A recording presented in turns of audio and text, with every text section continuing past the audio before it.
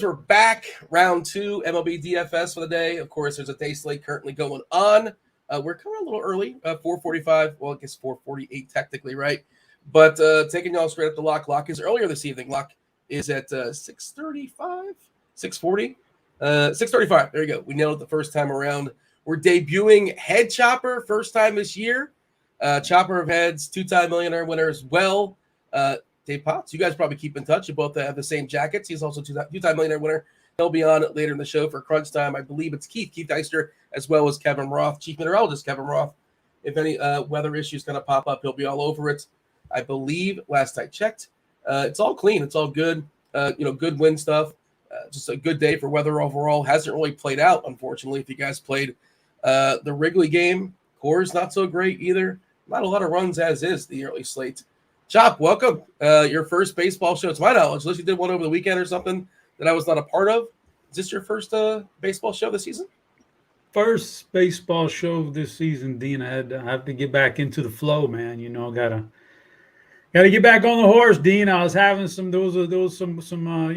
things happening there with my internet for a while. I had to sort that out. It was a very unprofessional look on my part, so there's no way I was going to get back on the show before I made sure that was a done deal, and I'm hoping that it holds up here now. So got that behind us. I'm ready for some baseball. Also, Kirk Dees, a.k.a. Kid Yahoo, a.k.a. Kid Sports Gambling now in Massachusetts. Pre-show, you mentioned you hit the Kelnick homer. Congratulations on that. Kelnick, I guess he might be for real. I think he's homered three straight games in a row. His homer was dead center and upper deck dead center in Chicago, of course, aided by those wins to some degree. Largest in the StatCast era longest for the StatCast era in Wrigley. Really? I didn't see that. Yeah, I saw where it landed, and I'm like, that was dead center, and like those seats you never see. I think they're recently added seats there in Wrigley Field. The upper deck. I didn't see it. I just got an alert because I don't watch sports. I hate sports. They're all just numbers to me. Everything's just a number. Who is Blender for 500? Is that what's going on here? He watches MMA, so don't let him fool you. He watches every UFC fight. Well, maybe from a watchability perspective, he thinks that's just more entertaining. I know he watches soccer as well. So, well, I think he has wrestling up. I think WWE up at the top there. AEW is another one I believe that he watches. I see him tweet about. So, and that's. I mean, it's not what they're doing. There's athletic ability, right? In wrestling, are you taking shots at wrestling? Is that what's happening? No, I'm not. I mean, as a kid, I loved it, and then I realized it's all fake, But what's your favorite TV show, Kirkwood? I mean, I have so freaking many. Like what? Just Curb is number one. Curb is. It's like I know Larry's kind of sort of playing himself to some degree, but that Curb Your Enthusiasm. I hope you're sitting down. That show's fake too. That's fake also. Sure, like Curb's fake. Larry's not really talking friends. I'm not talking about entertainment, like movies, and I'm talking about sports. Oh, I know. Yeah, well, yeah, sure. I suppose. Fair enough. Yeah, I thought you were grouping it all together, but fair enough. One of these days, we got to get you. Is producer Devin listening?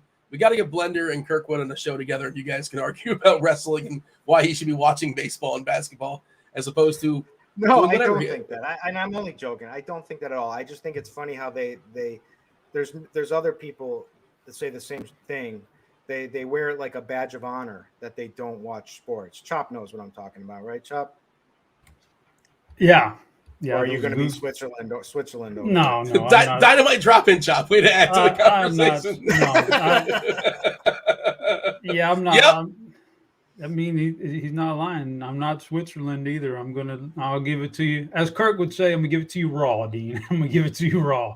Is that Kirkwood's? He's known these guys who talk about, they don't watch the sports, and here, look at my screenshots, how good I am. So you're full of shit, man. Can I say the S word? I don't even know if that's the. I mean, you just did. I've been swearing on here for like 6 years. I've been. Yeah, that's annoying, man. That's annoying when they do all that, but it is. Blender's just don't let Blender fool you. He watches some sports. A lot of times he's just busy on those wrestling cruises and all the taking pics with those guys and doing all that good stuff. So he doesn't get. But Dean, you brought up favorite shows, Dean. Yeah. Let me ask you this, Dean. Are you a fan of? Were you a like this huge fan of Breaking Bad? Yeah, it's probably the best show of all time. What? It's Okay. up there. Now, what if I told you, Dean? What if I told you there was a It's show? fake. What if I told you there was a show that was in the same genre that I think might be better than Breaking Bad? Would you be interested in that? I would be interested in that. Yes. Is it a show that I've seen, or is it a show that's kind of buried and nobody's aware I of don't whatever know. reason? I think you've said before that you haven't seen it yet. It's Snowfall, and we got 2 episodes left in the entire series. So we're coming down to the wire, and it's just such a good show, Dean. It's just Does it get better every season? Does the tension get better every single Yes. season? Like Yeah. whatever the threat is. Here's one thing about it that is different than Yeah. Breaking Bad that I like about it is that we're in season 6 now, and they're going to wrap it up.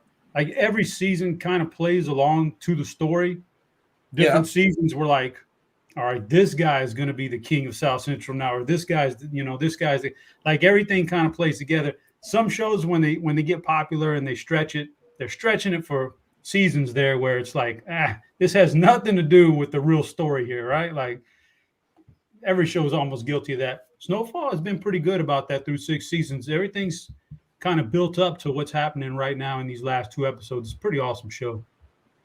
Yeah, I'm in a chat with some of my friends, and you catch like 3 people or 2 people talking about it, and like nobody else is joining the conversation. Is how great Snowfall is. And I've been recommended it. It's on the list. I'll get to it's FX show, right? I'll get to it one of these days. It's unbelievable. What's that? It's a great show. You want to know what's great about it? Is you have characters that you're really rooting for. Oh man, right? It's intense. It's a really good show. I don't think it's quite up to Breaking Bad, personally, but it's up there. Yeah, I'll get back to you. I'll check out once basketball kind of simmers down, and it's kind of simmering down. Obviously, we have playoff stuff going down, but content-wise, my schedule's a little bit less. So yeah, for sure, I'm gonna fire it up, and I'll let you guys know one way or the other. It's on the list. We're going to check that out. I think it's on. I would imagine it's on Hulu because Hulu kind of has a deal with FX. So I'm guessing that's where I can find it. So we have plenty of time. 6-game slate going down tonight. Nothing crazy as far as earlier with the core stuff. A 17 total for St. Louis, of course. Right now they're currently disappointing. No Wrigley win game, but there is some positive weather out there. I went ahead and dropped this in chat. Go ahead and check that out there, chat. The weather report, of course, there's Weather Edge as well if you're a premium member, but the weather report for tonight's games, pretty positive, right? No precipitation as of right now either. Should have mentioned several dome games as well. I think that's most of that weather stuff is for today, right? Okay, so San Fran, there's some wind going out to right center, but San Fran is like the least affected ballpark when it comes to wind, so doesn't really matter a ton. A lot of low totals, right? Some clear and obvious pitchers. It's a very straightforward slate. With one player and the team he's facing, I think that's really, really interesting for tournaments. But I'm curious. I'll yield to you, Kirkwood. Give me the screenshot. What are you seeing as far as this slate? It's super obvious. Like Strider and Gausman, and it's not hard to get those 2 if that's what you want to make it work.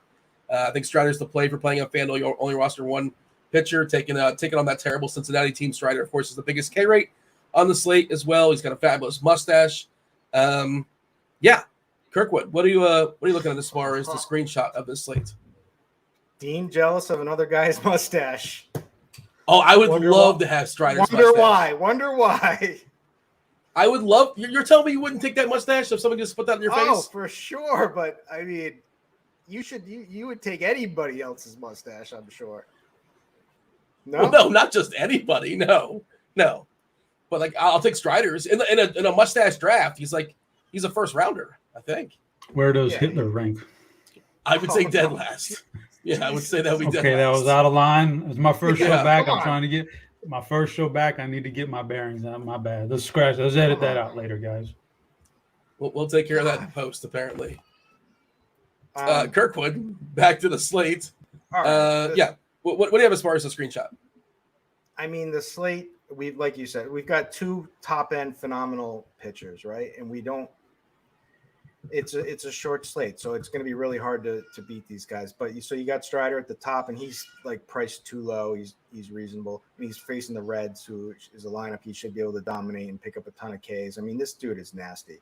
He's got filthy strikeout stuff. So then you got Gaussman against the Tigers. See what Manoah couldn't do, but Manoah had a lot of warts going into last night, and I was worried about him, and I wrote him up that even though I said it I wrote him up in lineup HQ that I'm playing this guy. But I am scared of this guy. His velocity's down on every single one of his pitches. And he was throwing 91 when he was getting hammered four-seamers, which is just crazy. And he's usually 94. Anyways, so there's Gaussman is good to go. He's fine. Yeah. You don't have to worry about that.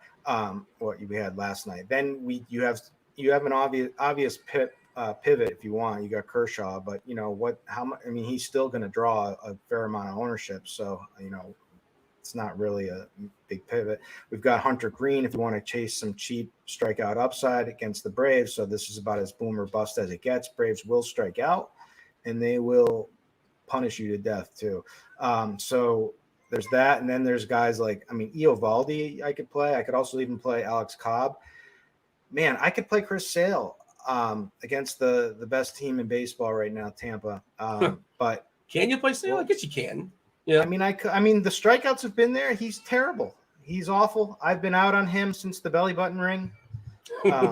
I've made that very clear for forever. But for the cutting of the shirt and the belly button ring was like 2016, 2017, right? Cardi keeps projecting him so damn high that I end up feeling like I have to play him, and then it's just a whole thing. You could play him if you want to, on one of these slates. If you want to get tricky. Then there's Mean Dean Kramer.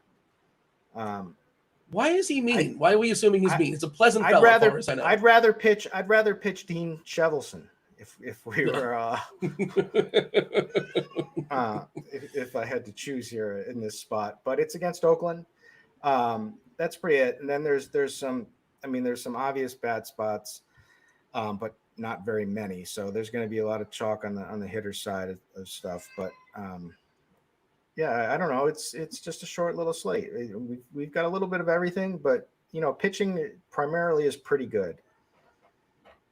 I played a little baseball back in the day, and I'm a lefty, so let's see what he can do on the mound. Let's throw him on the mound in practice one time. Somebody stepped in, and very first pitch I threw, I broke the dude's nose, and that was the beginning and the end of my baseball pitching career. Back to first base for me. You don't want to roster me is the long and short of it. I'm not going to get you any fantasy points.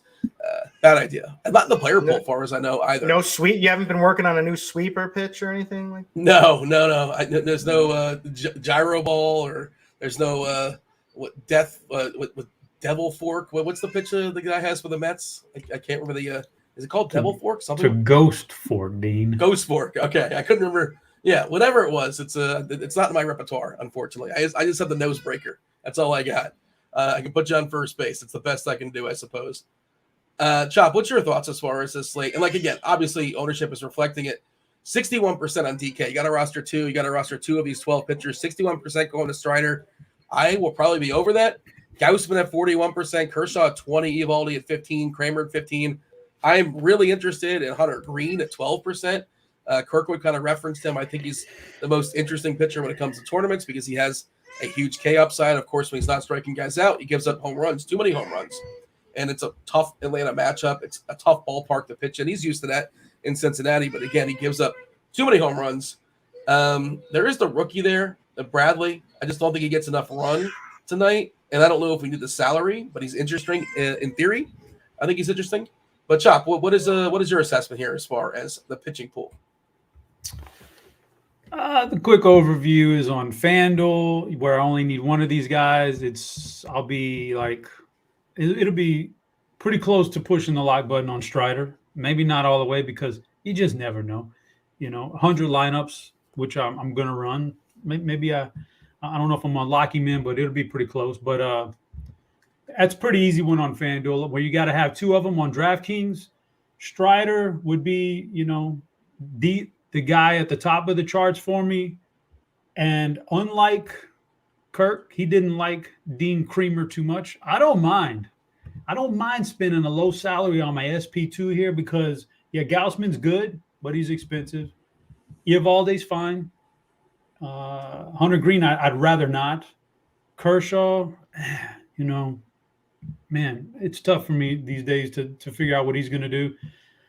Kremer falls in there, man. Against Oakland, like, they're bad, and he's not great, but I think he can get something done today. So I don't mind that as an SP2, but it's pretty clear in a way you got one big guy on the one pitcher sites close to a lock button, and on the two pitcher sites, I think he is a lock button. So that's how I'm viewing the pitching. Where are you rolling out those 100 lineups? DK, Fanduel, where are you playing? Those Hundy are on Fanduel. Yeah. I'll run one on DraftKings, then I'll put in some tournaments, just one lineup. So that's the one where I say maybe Kremer, man, depending on who I like in the bats. If I need some, like, especially if there was like a Coors Field game and I really wanted those guys, he'd be near the top for me, but there's not. And there's only a couple stacks I really like, so I don't know how I'm gonna play it, but I think he's in the mix. So for Strider's a lock. He's a lock button. Pulling up the plate IQ, taking a look at Kremer against this Oakland team. Obviously, this Oakland team is horrific. They're pretty terrible. There's only one guy in the green when it comes to ISO and WOBA, and it's a really small sample on Noda. He also has struck out a ton.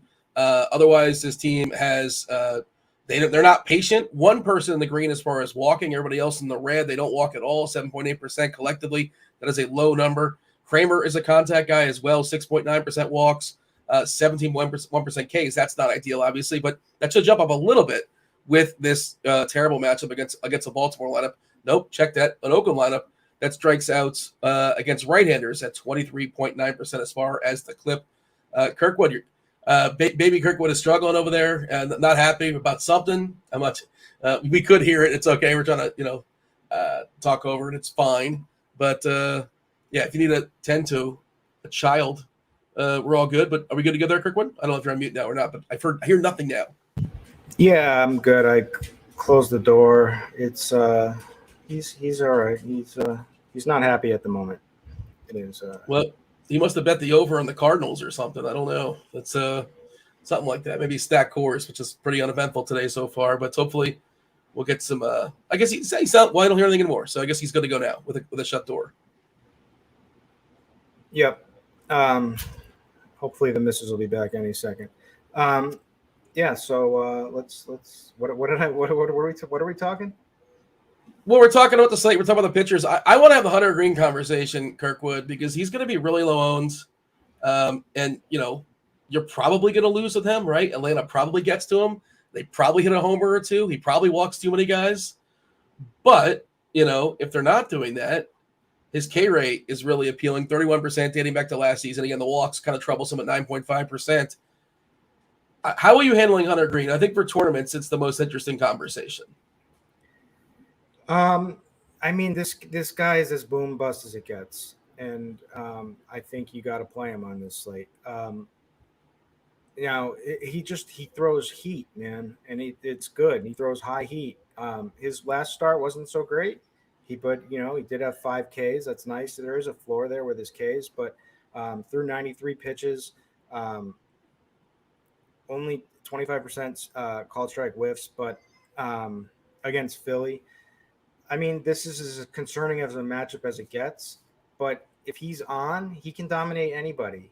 And, it's going to be with location with him and command. And so I think you got to play him. He's not my first choice, but if you can't do all the bats with the 2 high-end studs, you can still make good lineups. But so if you're looking down there, I mean, he's the first guy down low I think I go to.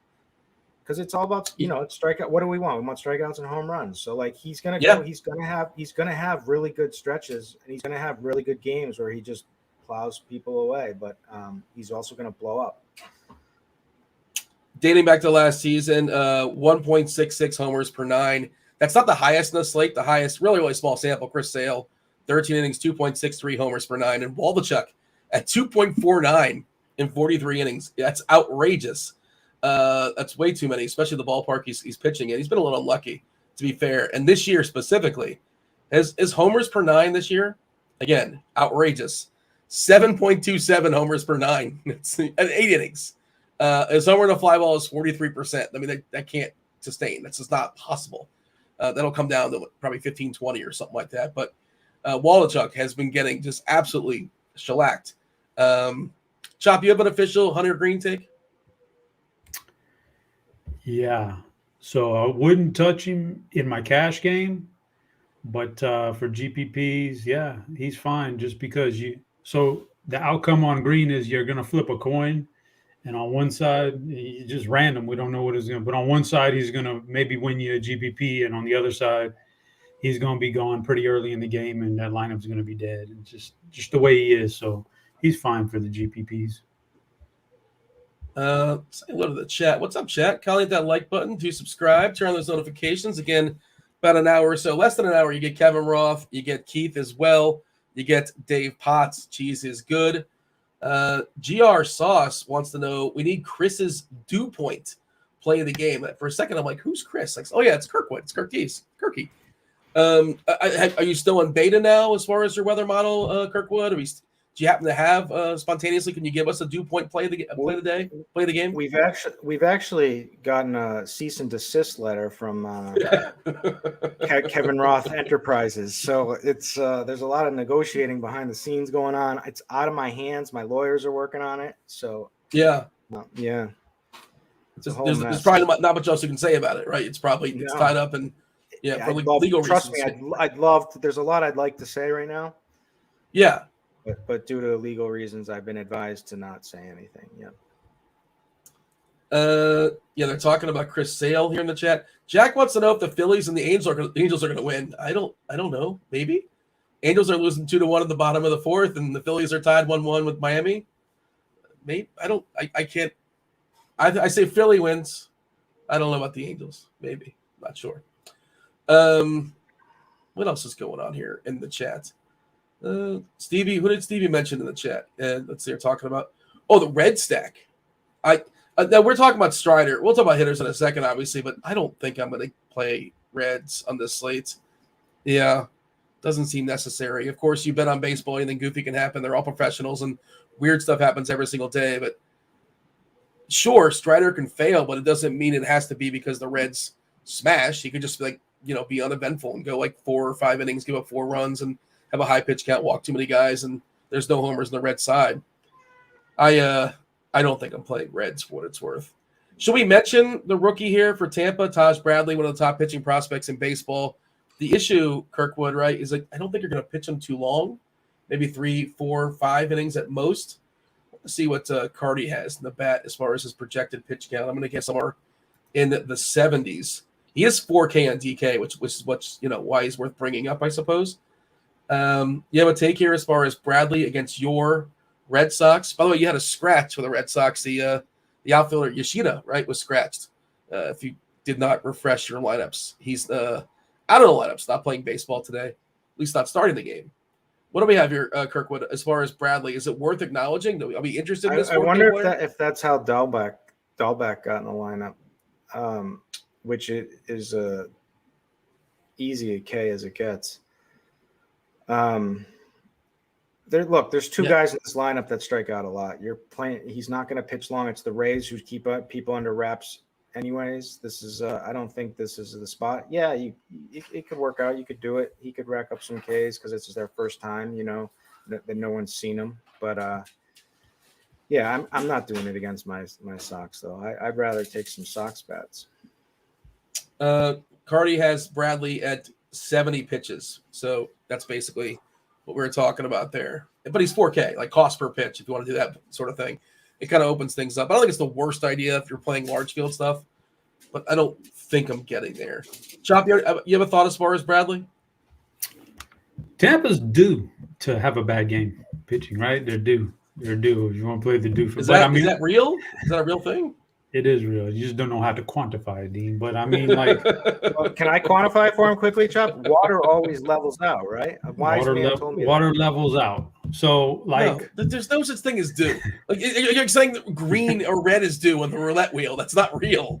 Like, man, you ever see the person in the casino that you- has like a marker? No, like, you're the oh, guy six that will greens in a never row. win, and you're the guy that will never win in baccarat, Dean. With that attitude. I've never played baccarat. I'll bet the player. I don't know. I don't know how to play baccarat. Dean, Yeah. I don't want to have to school you here on my first show back, but Please, school do me. you believe in regression to the mean? Yeah. Like I just talked about Waldachuk. There you go. No, Being not due, there. No, not being there. due is just another way of just a simple man's way of saying regression to the mean. Am I right or am I right? No. Thank you. I'm talking specifically about Waldachuk. His 7.27 homers per nine this season is not going to continue going forward. That's gonna subdue. And there's math reasons like that back that up. There's no math that says because the Rays are 11-0, Taj Bradley is going to be bad his opening start. No. What? No. That was said in jest. But the due thing you said due was not real. Being due is real because it's just another way of saying regression to the mean. So, like, Tampa's not going to go 162-0. At some point, they're going to put together a losing streak. It's going to happen. Can we say it's going to be tonight? Well, what does that have to do? I don't know. Yeah, that has nothing to do with Taj Bradley. They could be 0-11 and I was just joking about the Taj. Taj Bradley. I was just joking about his due. I mean, obviously, but being due in sports is actually a real thing. So, point being here, with Boston tonight, would I like to stack against this guy? I would. Lineup is pretty bad. They lost probably their best hitter to a hurt wrist here. He was Duvall was crushing to start the season, so they're down him. Now they're down Yoshida. Like I'm seeing two really good hitters at the top of the lineup, Devers and Verdugo. After that, it's really rough, man. So I don't think I could take Boston. Not sure I can take Bradley because I don't know how long he's going to pitch, and at a certain point you got to you're costing yourself because one of your pitching spots should belong to Strider, and then you got to figure out the other one. But I don't know if that's going to be the guy that's going to do it for me. So I'm not a big Bradley. I'm not on Bradley tonight. By the way, for your due thing, like if you're saying, hey, this hitter 10 games into the season is like, has an exit velocity average of 97 miles per hour and a home run to fly ball of 0, and it's just like raking the ball, right? Then you can say they're due like to get some positive regression, right? So it depends how you're using it, I suppose. But like most people, when they use the term due, it's kind of lazy and incorrect. And either it's not that the right word. Or they're just trying to simplify it for you guys who don't watch the games. Name names. Who are you talking about? Call them out. Let's move on, Dean. Come on. This is my first show back. I'm not trying to get in hot water. Yeah, you were already. That was like 10 minutes ago. Dean, can I break something in here? Break real quick from the baseball because we're almost done here with the pitchers. We're pretty close. My dog was took my dog to the vet, man. He's been diagnosed with hypothyroidism, man. I got to give him like 2 pills a day for the rest of his life. Ain't that something, man? That's crazy, dude. We've had that. How old is your dog? We've had a dog like that. It's all right. Just pill. Yeah, he's 8 now, but it's just crazy, man. It's rough, dude. It's rough life. Oh, hopefully your dog's okay. Kirkwood says he's going to be all right, right? Yeah, he's going to be fine. Dogs. I know you've had a lot of issues. Dogs are great. Pro dog for sure. You got any dogs, Dean? I don't. One of these days I'll get one for sure. I think that's the theory at least. Dean, I meant to ask you. Yeah. Have you been watching the Orioles? Have I been watching them? Like sure. Like I watch them in the quad box when they hit homers and whatnot. Oh yeah, the dong bong. Yeah, I wanted to know what you think about the dong bong. We talked about this yesterday, and people got upset at me. Like they're like, "Let's not talk about that." Like, well, that's what they're calling it. I don't. What do you want me to tell you? It makes you want to take a funnel, get a little funnel going on, like Grant would do. Was it giving you flashbacks to college, or is that something you still do? I don't know. Yes, and I was terrible at it. I never was that guy. Yeah, I mean, like I might have done it once or something, but yeah, I was never really not the person like the cake stand or the whatever. Yeah, If you enjoyed it, have a good time. But there's 2 different names for it. I think they couldn't officially decide what the name was, but I heard that they Adley realized Rushman that the about. dong bong might have been a bad one, so they changed it to what is it? What is it called now? What did they rename it to? I forgot. I forgot what it is. Oh, I'm not sure. But yeah, this was a conversation we had yesterday, and people are like, "What? What's going?" And they don't know what they're talking about. It's like it seems like it could be a little dicey, but it's a legit thing. It's their celebration there in Baltimore, and yeah, I wish it was a little easier to hit homers in Baltimore in left field. I hate that fence there. We saw Toronto's new. Toronto changed a little bit. I'm not sure if you saw. Nothing too crazy, but the ballpark's a little bit different as far as their dimensions in the outfield. And I think maybe Detroit. I think Detroit changed a little bit too. I guess Baltimore was last year. This year, I think the only 2 teams are Toronto and Detroit that changed their fences a little bit. Do we have a summary as far as pitchers? Like I feel like it's pretty straightforward. Nobody in chat threw anybody else out there. Chat, by all means, if there's somebody thinking about why didn't we talk about so and so? We're not going to play Waldichuk, I don't think. Erod, we're not going to play. You could play Sale, Green, Strider. We love Strider. Eovaldi versus Kansas City lineup. This Kansas City lineup is pretty terrible. I believe Eovaldi is reverse splitsy. Somebody confirm or deny that for me. Yes, he is. So you want to count the lefties or righties. I guess Kansas City doesn't know this because they're rolling out 1, 2, 3, 4, 5 lefties, 6 lefties against Eovaldi. Probably a bad idea. I guess some of those are switch hitters too, right?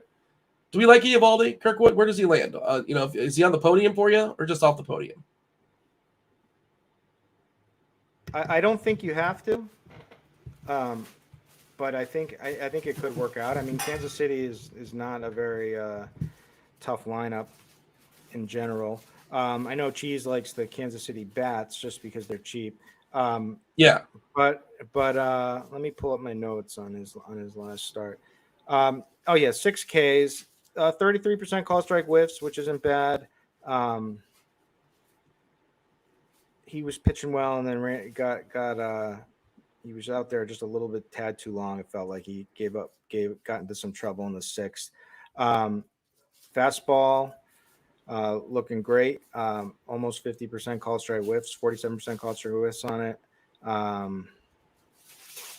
think this is a good start for him. So if he's going to be low owned, which he's probably going to be 15, but he's going to be the same as Hunter Green. Everybody's going he's the next one down, right?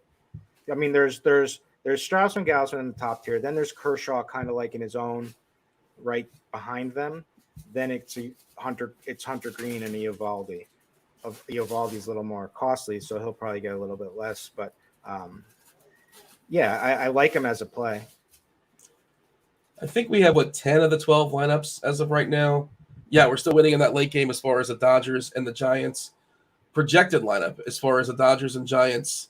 We're seeing Kershaw likely to face 7? Yeah, 7 righties. We're projecting Crawford and Conforto to be in there for what it's worth. Kershaw's solid, super solid, doesn't walk anybody, great ground ball guy, good a ballpark to pitch in. The K rate, not what it once was, still pretty strong, 27.8%, dating back to last season. I guess we're done with pitching. Oh yeah, before we move on, Dean, real quick, I want to answer a question. It's early, but I want to answer a question from the chat. Yeah. It says Zachary Smith says, "I don't ever comment on YouTube videos, but Dean is an idiot." I just wanted to answer that. That's not a question. It's not a question. That's the answer is yes.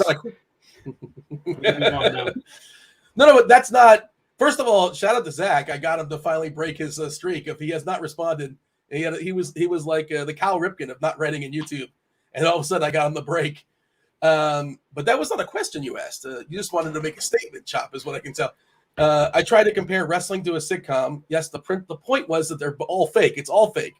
When people say, "Oh, how do you like that? It's fake." Like your favorite TV show is fake too. Your favorite movie, that's also fake. That's not true. There's a lot of reality television. Reality, you doing air quotes? I'm not watching the video. Unless it's Hoop Dreams or something like that. That's your favorite movie, which it could be, I guess. Well, what about our boy on Netflix, Coach? What's that? The Last Chance U? Yeah, there you go. Jason. Well, I mean, there's the guy dramatic who smokes effect. the guy who smokes the cigars. You remember? I have not watched Last Chance U. I hear it's a good show, Coach but Jason Brown. Yeah. But I mean, he's I'm good. sure there's some dramatic effect, manipulation, and editing and all like Survivor. Survivor's, but I didn't say my favorite show was Survivor. So, Yeah, you know what else is a good show, Dean? Reality based. It's a 4-part documentary. It's called Catching Lightning, Dean. I highly recommend it on Showtime. Catching Oh, Lightning. that's a phenomenal Is it? documentary. Little Yes. 4-part documentary. It's straight up real. I didn't even know about a ridiculously good, crazy jacked UFC fighter back in like 2004 who fought Anderson Silva like right off the bat, a legend he beat, and he actually knocked Tito Ortiz was in the UFC, was heavyweight champion, and he knocked the guy out in a street fight and in England, in London. But he pulled off the biggest bank robbery in the history, or the biggest robbery in the history. Don't spoil it for him, Kirk. Yeah, but Yeah. there's a documentary about that. I mean, that's not a swear. That's known, but I won't. They say that in the first like 10 minutes of the show. Yeah, it's not. It's all, you know, that like most people, Okay. like a lot of people know the story. You know what I mean? And then I don't think I know the story, so I'll check it out. I've got so much homework now. I got Snowfall. I got to watch. I got to watch Catching Lightning. You know, I have a feeling you're not going to like Snowfall. Why wouldn't I like it? I just have this feeling. All It's right, like, I'll let you you know, know. It's like a little grimy. You know what I mean? Yeah, I don't know how. it might be too grimy for Dean. I'm Yeah, not I don't know if you what do you think? ever- I'm highfalutin? It's I don't know. I'm not I watching don't know Downton if you- Abbey over here. I don't know if you grew up like Chop and I did, where we had Yeah, to see he some of did. this He stuff. grew up with a silver spoon in his mouth in the You know, when suburbs. Chop was the bathroom attendant at the strip club. And, Yeah, you know, he saw a lot of not all stuff. guys can live that life, man. It's a tough life. Well, fair enough. We shall move on. It's too highbrow for me, apparently, I suppose. But all right, let's get the summary. As far as the arms, we'll talk about some bats, talk about some stacks, see what we're doing, see what the chat's up to. We're here for another, 35 minutes or so, boys, to get comfortable. Chop, give me your summary as far as pitchers. And I know you've said it once or twice, but, you know, people are coming in and out. Not everybody starts the show with us. Some people just joined 5 minutes ago, so they want to know who are the pitchers. Tell them, Chop, who are the pitchers we're supposed to play today. My summary would be that Spencer Strider is so clearly the number one guy for me on this short slate. I'll be locking him in as much as I can. Just a few GPP shots where I don't lock in Strider. On cash games, that's a given. You eat the chalk sometimes on this kind of a slate. And then after that, for your SP2, if you want to spend up, I prefer Gaussman. If you want to go middle ground, I prefer Eovaldi. If you absolutely feel like, man, there's some good bats out there and I want to save some money, I personally don't mind Dean Creamer. Anything you want to add to that, Kirkwood?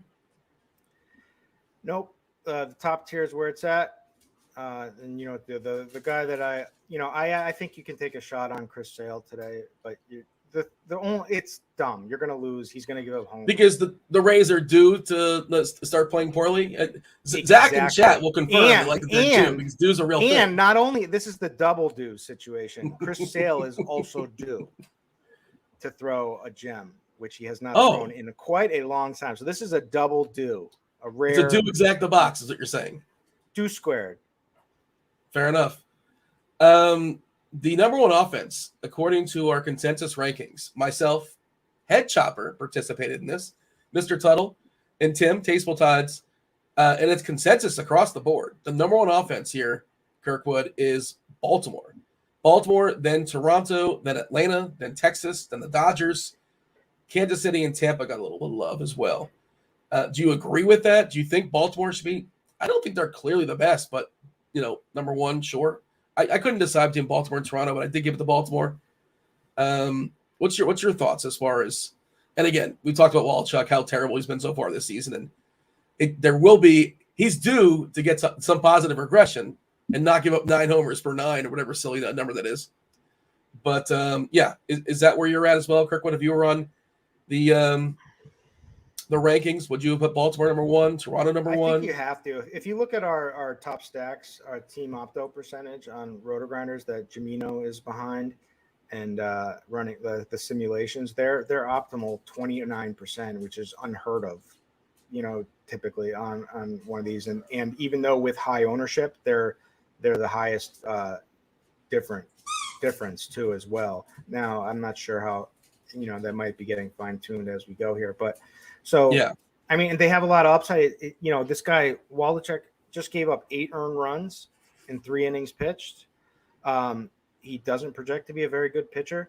Their bullpen. This is a bad A's team, and this is a potent offense with Baltimore. They also run the bases, so there's a lot of upside. So yeah, I have to agree with it.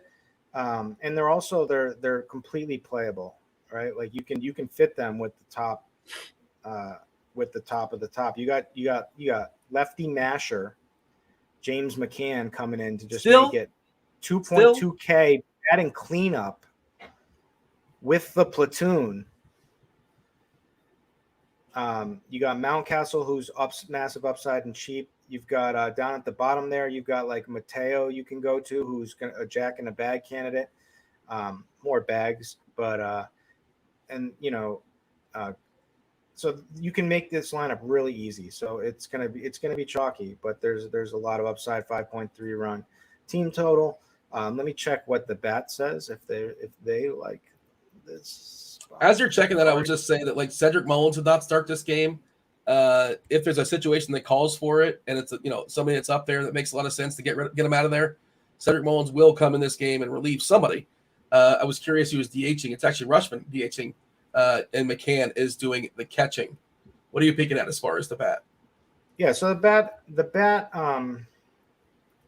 has them the 3rd highest team total, but they're right. That's like minuscule. They're right there behind Toronto. And let's say Toronto's number 1 for good reason too. They have the platoon against Erod, who's just been a shell of himself.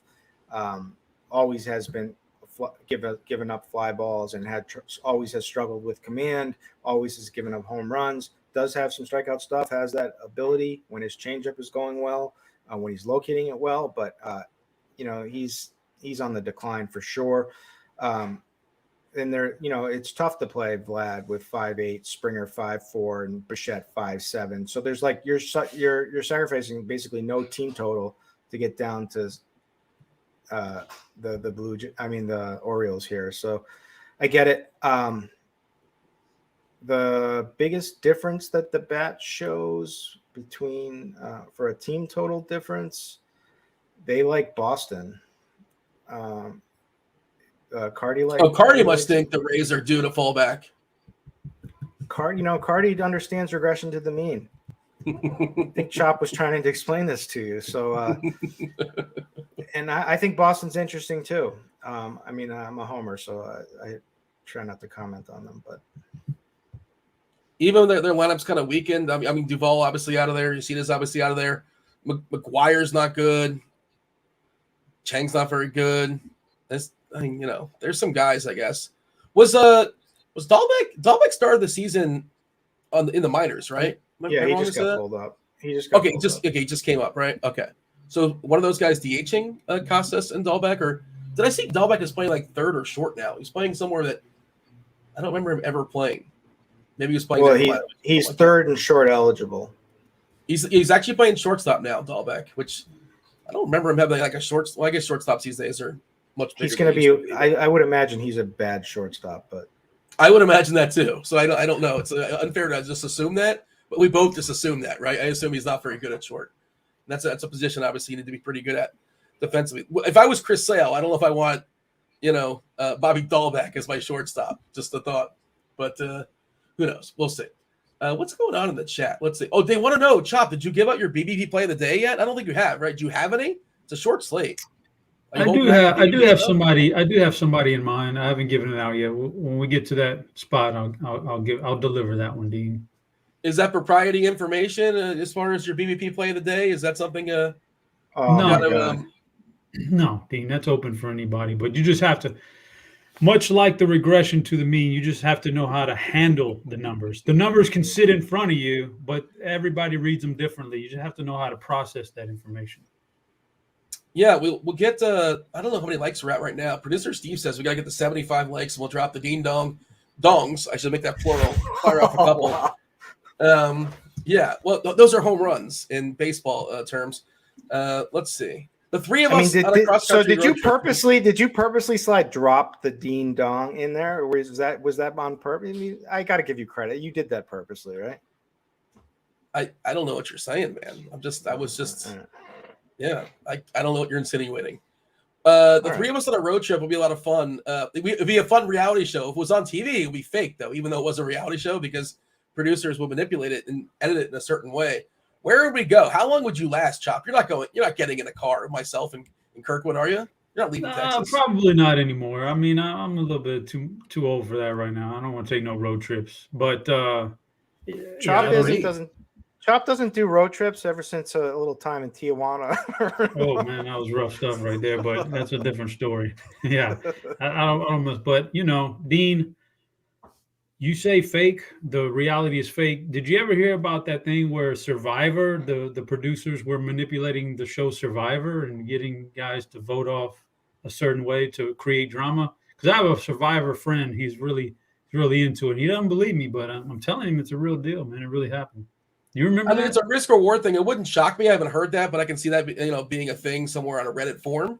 And again, the producers, they're trying to get the most interesting show, and sometimes in that show, you're in a spot where it's like, well, they're just going to knock off these next three people unless something really weird happens, and like, oh, we're changing the game, So I watch. It's the one reality show I actually do watch. So I do enjoy Survivor, and probably it's like the Storage Wars where they kind of they juice up the lockers. That sort of. Oh, look, here's a massive piece of gold out of nowhere. Who knew that was going to be in there? Congratulations, but. Yeah, that's just your job as producer on the show is to make it as spicy, as interesting as possible. And sometimes you cross the line. So yeah, it wouldn't shock me. So fair enough. There you go. But I'm not saying you're wrong, Chop. It probably happened, but I wouldn't just assume it did. But yeah, wouldn't surprise me. Shipping Wars. Was Shipping Wars different than Storage Wars? Tonight's a big Survivor night, right? What is a Survivor night? I don't know if it's a big one. I mean, she was excited about it tonight, so. Who was excited about it? My better half. Oh, okay. I gotcha. Yeah. Do you watch it with her, I guess, or no? No. You're in the other room watching sports. Yeah. Watching sports. He's watching Snowfall on Wednesday nights, Dean. There you go. Well, I mean, you get it on demand or you get it on the, on Hulu, whatever. Yeah, you watch whatever you want. Actually, I watch it at 2 a.m. on Hulu. Yeah, there you go. No, Dean, I would say that Shipping Wars was a really good show. I did really like that show. R.I.P. Roy. Roy was a character. American Pickers is pretty good too. I don't mind that one. Derek brings up American Pickers. Some of the shows, yeah, I get it, man. It gets fudged with by the producers a little, but if you can see through most of that, you can see the beauty in all that stuff, Dean. There's like 10 seasons of Finding Bigfoot. They never found him, and still every year people come back. Like, how is that? I don't think I didn't watch the show, but when you find them, the show's over, right? That's it. All right, wrap it up. But there is like 10 seasons. I think it's still going. I've not watched the American Pickers, what other shows talk about. Hey, Doug's asking about the Rogers Center as a new Homer Dome. I don't think they manipulated the ballpark enough. They did lower some of the fences, but I don't think it was manipulated a ton. And that offense is now like incredible. By the way, Goldie's up with two guys on in the top of the ninth, 7-4 St. Louis. If you played the early slate, there you go. He's got a chance to do some things and break something open. Or otherwise, we'll have a final 7-4. Well, I guess the Cardinals, Rockies, get their last licks down 7-4 in the bottom of the ninth. Hey, Chop, I had a question for you. This is a small enough slate to do it, too, I think. Goldie has got a double. A couple guys on. Nolan Gorman. Nolan Gorman hit a home run. I didn't see that, Dean. That's good. I think I played it. Well, yeah, I missed that, too. I had some Gorman. I played it, but I got that loser Blake Snell with him. So why'd you play Blake Snell? I'm an idiot. Because Chop, you're one of those people. The book says it. Blender says it. Everybody comes on these shows says it. Oh, you're supposed to go 5-3 stack every time. That's the rules. You got to stack. That's what you do. If you don't stack, you're an idiot. Even if you win, you can't victory lap it because we're going to make fun of you on Twitter. Chop, you're a guy that is okay not fully stacking. At least that's the way I remember the way you used to play. We used to talk about this. Is that where you still stand? Are you still okay? Oh, just absolutely. playing So explain to the people how you do that. Like I it's blasphemous to submit lineups that it's like 2-2-2-1-1 or like 3-2-2-1. Like you can't do that. You're not allowed to do that, Chopper. You're saying you get away with it? Every slate is different. I tell this to everybody. Every slate is. I don't have. It's not like I'm going into every single slate going, I can't stack. I'm not going to stack anything, or I'm going into every slate going, as ridiculous as that would be, is the same kind of ridiculous as going into every slate and going, I got a 4x4. I got a 4x4. I don't think you have to do anything. You just play it like how you feel. And if you're using, so we've come to a point in DFS where you kind of need the good projections to guide you. You can't sit there and I can't punch in the top 50 bat optimals in GPPs. Won't work like that. You won't win, so but you do need good projections to guide you in the right direction. And once you get that, you can do whatever you want with your lineup. And to say that it's not going to work or it is going to work, I understand the correlation thing is kind of a big deal, but I've said it before, it only correlates if you're actually scoring runs. And sometimes they just don't score runs. So, or as many that you need to justify taking 4 or 5 spots on your roster with offensive players from one team. So everything's different, Dean. This is a different type of slate. So I'm probably not going to go like 4x4, 4x3. I don't have that setting on there. I just kind of pick out some lineup tonight. I'll just pick out some lineups, and those will get either 3 batters or 4 batters from that lineup, and then the rest will be all one off or two batters or so on and so forth down the line like that, Dean. So yeah, I think every slate's different. You just gotta play it for how you feel now. Like as long as I'm guided by those projections, I think I'll be all right. I'm not going to go crazy and go, man, you know what? There's nobody in the world is going to stack a bunch of teams against Strider tonight, so I'm going to do it. Now you're kind of burning money, You got to be good. You got to be prudent about what you're doing. You got to be smart about it. And I think that stacking religiously it's not necessarily the way I want to play in GPPs.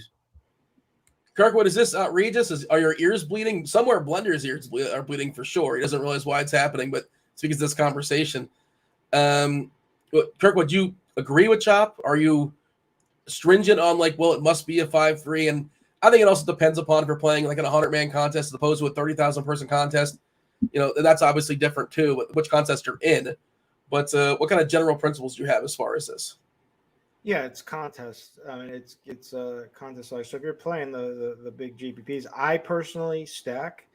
When I do mass enter, and I haven't been mass entering lately, I just haven't had the time. But I usually stack it. It's either 4 or 5s, more so 5s. But I'm fine with being organic with the rest of the bats from there. I'm also fine with. I mean, Chop has won many times doing his strategy, so there's many ways to skin a cat in DFS. So, and you also there's when everybody's stacking 5s and Chop's now going back to what nobody's doing anymore. That's there's value in that too. So I mean, I'm fine with it. I wish I could, I wish I knew the secrets. Chop don't let him fool you. He has a little bit of a secret sauce behind. He's good with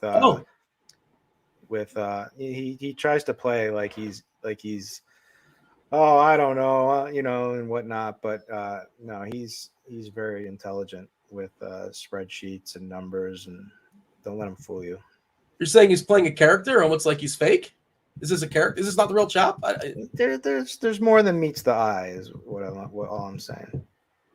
All right, Chop, can you confirm or deny? This is me, Dean. There's nothing. I'm not. I'm meeting the eye right now. This is it. I do use the chat GPP to help me build lineups sometimes. The AI. Yeah, I do use the AI to help me build lineups. What do you type in to get to who's going to win tonight? I start off, I type in hi, and it usually responds, hi, how can I help you? And then we go from there and we have a little conversation about Snowfall, and I talk to it about my dog with hypothyroidism. It tells me don't worry about it. That it's just that the medication will take care of your dog. And so we have a good conversation. Then I say, can you build me a lineup for GPP tonight? And then it says, what's a GPP? And then it's a big long thing, but he builds me a couple lineups, and you never know. Have you ever used this Chat GPT for anything in real life outside of like pretending to use it for DFS? I mean, I know I've seen some interesting things on it, but I've not checked in. I've not tried it. If you're a high school student or a college student, would you try to get away with it and have it write your papers? I guess that's one of the things it can do as well. Oh, 100%. Yeah, for sure. I was buying papers back in the, when. What are you buying papers? Like somebody wrote the, you're buying them online, or where are you buying them? That's if you know someone that's willing to do it for money. That's the goal. You got a guy? Best. No, I've bought some off the internet. What's the going rate for that? Like I don't know, high school term paper or something like that, or is it different for college? What do you remember you paid back in the day? I want to give my story time with Kirk, but I feel like we should talk more DFS. I want to tell one thing that I did in college. Derek said you were the shadiest seventh grader ever. Can you confirm or deny? Well, I had a bookie back then, so yes, I think it's. What was your bookie also a seventh grader, or was like a full-fledged adult? No, it was an adult mafia dude who also was a card dealer. Oh, okay. Dealer. Yeah, you're like the Burt Kreischer of Boston, apparently. I don't know. He sent two guys came to my house, and they were with their toothpicks in their mouth, like it was. It's like the scene on The Big Lebowski with the John Goodman showing up. It's 100% happened. It was my dad was like, "What the hell is going on?" Like he. How much were you in the hole for? Like I stiffed them out of like $600 or something. Enough to make a drive out to the house. Yeah, and do we want to know how that situation ended? My dad paid him, and then I got in trouble. It's like. Yeah. I mean, rightfully so, though, right? Like you should probably get in trouble for that. I think. Why are you picking losers? Pick some winners. I did that too. Yeah. Hey, fire off your questions in chat. We have 15 minutes, at least 15 minutes until crunch time comes in. Crunch time, they're going to go around the horn, give their favorite plays, position by position on the 6-gamer. You got Cheeseisgood, Dave Potts. You have Kevin Roth talking weather, whatever weather out there is lurking. Not much, as far as I can tell, precipitation-wise. Pretty good hitting weather all throughout the day. And I believe it's Keith Eyster. Eyes will give you some tournament takes as well. We do have 15 minutes. And, I feel like we've talked this Slate sort of up and down. How about your favorite value play, Kirkwood? I want to make stuff work, not necessarily somebody that's going to be my stack. If they are, so be it. Sure, that's great. Maybe a mini stack thing. You have a favorite value play on this slate? Lefty masher James McCann. Yeah. I mean, he's going to feel good about that. He's going to get massive ownership now. I mean, don't you think? Well, let's see. Let's check our projections. I mean, this is a slate. Yes, he's going to be massively owned, so we can't say that. Well, he's going to be the second highest owned catcher on his team. We got Rushman at 17% and McCann at 15%. So if just run some lineups, he'll pop in. You're going to get him. I ran 100 stacks, 15%, the highest for one team, and I've got 82% James McCann. That's without doing any randomness or the.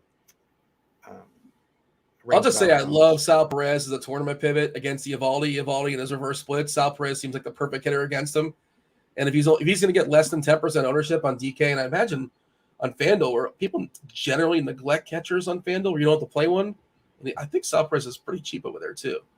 I like Perez. There you go. I don't even know where we're at as far as our likes. It's probably an egregiously low number because the people just hit the like button, subscribe, turn on those notifications. It's very helpful. We want to beat that algorithm. 5% ownership for Sal Perez at 2.9 on Fanduel seems egregious to me. I would come in well over that. Chop, are you over that? On your 2-2-2-1-1 lineups, we got some Sal Perez, right? You didn't X him out, I hope. Sal Perez on FanDuel, he's cheap enough that I can play him, although I don't have to have a catcher. It doesn't really, there'll be a handful of catchers I'll still leave in the player pool, and he's definitely one of them. So, yeah, I'll have some Sal Perez in there. What kind of stands you taking here, Chop? You're running out 100 lineups. Is there a certain player? How high are you willing to go on one hitter? Did you cap it at 30%, 40%, 6-game slate, 12 teams playing? Six games, probably cap it at about 30%, 60, because there's some stacks I like, and I'll be overweight on those, but there's some that I won't touch, and so I'll have to X them out. I'll say cap it at about 30. 30 usually gets you over the field on most hitters.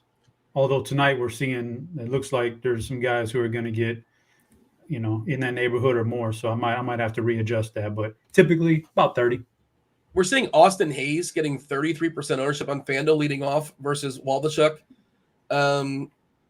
Yeah, I think you're supposed to get less than that. And I was talking about Mullins. At some point, Mullins enters this game, and maybe it all depends upon the game situation and who's coming up. But maybe Hayes is the guy that gets zapped, in a particular situation. Maybe not. If the score's like 10-3 in the seventh inning, they're, whatever, the game's over, they'll let him stick around possibly. Just give the day off to Mullins. Springer getting 25% for Toronto. Erod has just not looked very good. History of injuries and just scuffling when he's actually out there. Marcus Semien is getting the second highest ownership. This is on FanDuel for what it's worth. I'll jump to DK in a second. Semien Loreno is getting 19%. Acuna 17%. Looks like an awesome play against Green. Certainly can strike out. Certainly can bang one out. He also is a jack in the bag candidate. Plenty of wheels these days. The Baltimore guys are popping though. Urias, who's like fine, but and he's 2.9. He's cheap, 15%. Mountcastle at 15%. It's pretty well spread out, is the long of it, though.